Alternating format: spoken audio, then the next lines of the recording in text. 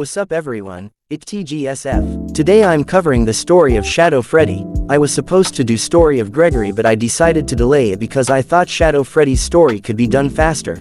This is the last time I'm delaying Story of Gregory. Mind you, this Gregory video was being written back in July 13, 2023, and I just kept delaying it because I thought I had more interesting vid or just laziness. Almost 1 year this video has been on my pinned note, being written, and it probably won't be this long, so this is insane. Should release next week. Anyway, this story video will be a lot more interpretive than any of my others video where I try my best to be as objective as possible. The reason being that Shadow Freddy is an extremely weird, mysterious character that hasn't showed up for a while and we basically don't know that much about him. So if you have a different interpretation, comment down below what you think. This is my interpretation though. Also, this interpretation is heavily based on Sir Squirk video on Shadow Freddy origin, so go check it out to understand why I believe this interpretation. Anyway, this is the story of Shadow Freddy.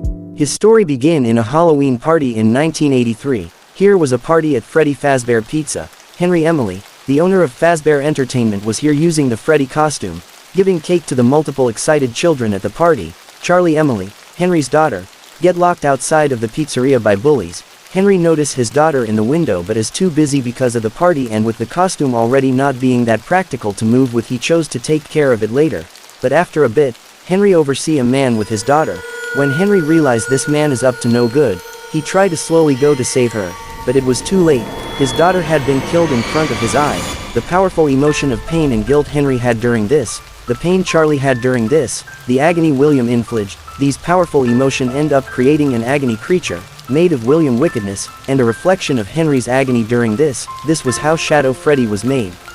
Everywhere William would go or would have been at, Shadow Freddy is or will be here. After William come back to his house, Shadow Freddy was lurking close to the house, leaving his footprint around the place. When William lured Susie and told her to follow him, William saw and learned.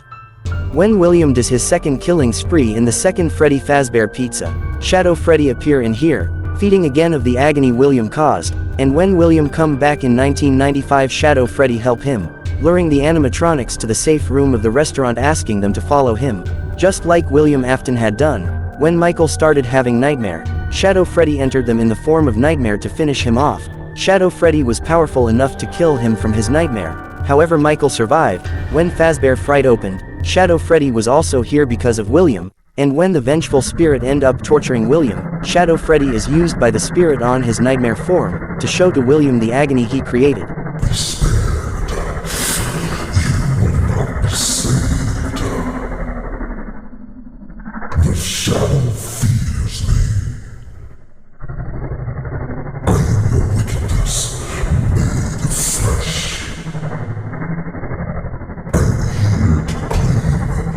What is left of you?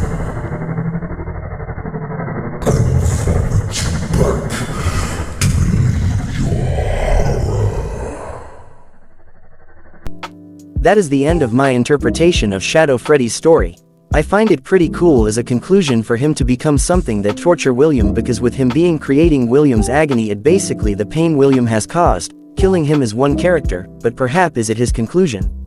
Because the character encyclopedia has this line that seemed to hint Shadow Freddy might come back as a crucial character, and it weird for Scott to leave this detail. If you doubt the character encyclopedia for the error it has, even though it does have a few error, every line that seemed to be a hint at the future of the franchise seemed to be accurate. This book confirmed Burntrap and the Blob weren't their canon name way before the Mimic reveal, and their name both indeed got confirmed to be the Mimic and the Tangle respectfully. So I think we can trust this book in term of hint and foreshadowing. So maybe Shadow Freddy will return, and considering the next game that seemed to be about a 1983 Fall Fest, which will take us back to earlier in the timeline, maybe we'll get his actual origin here. But anyway, this is it for Shadow Freddy's story. Comment if you agree or disagree, subscribe if you enjoyed. I post a video every Friday evening, and yeah, CYA. Wait, last minute precision.